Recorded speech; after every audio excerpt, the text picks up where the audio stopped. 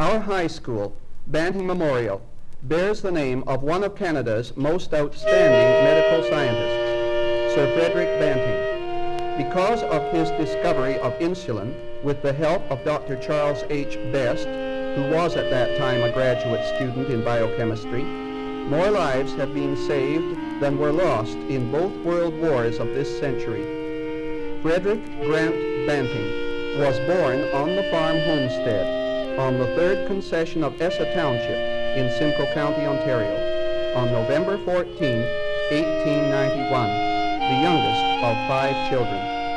His childhood experiences on the farm were to influence his later life very deeply. Here he learned a certain love of good literature, especially from his mother. He also learned a wholesome respect for hard work. Often he would ride horseback 3 miles into school in Alliston.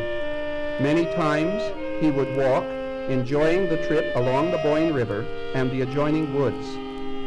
He was active in most sports at school and spent many happy hours skating and fishing on the Boyne River. As a scholar, however, he was not the best. His naturally inquisitive mind did not find scope for its great potential until much later.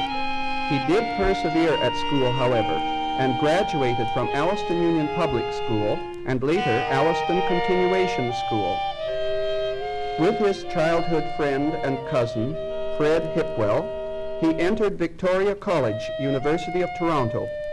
He transferred from theology to medicine and graduated in 1916 to enlist in the Canadian Army Medical Corps.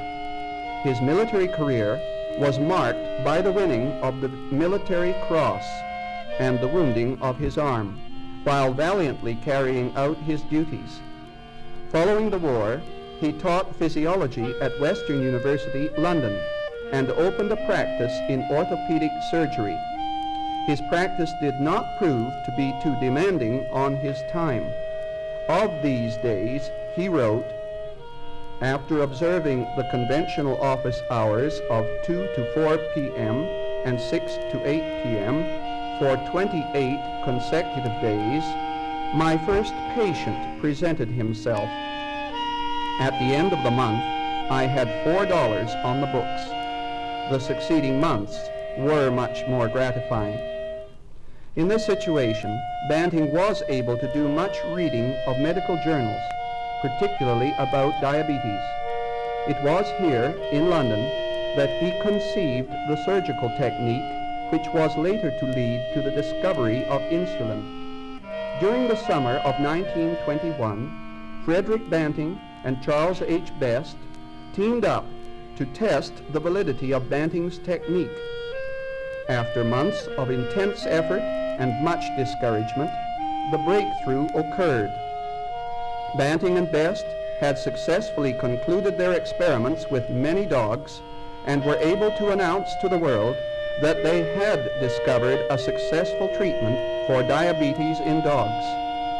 Later, clinical use of insulin was demonstrated conclusively at Toronto General Hospital. Dr. Frederick Banting's integrity, selfless devotion to a cause, and his persistent and stubborn respect for work and accomplishment should serve as an example to every Banting student.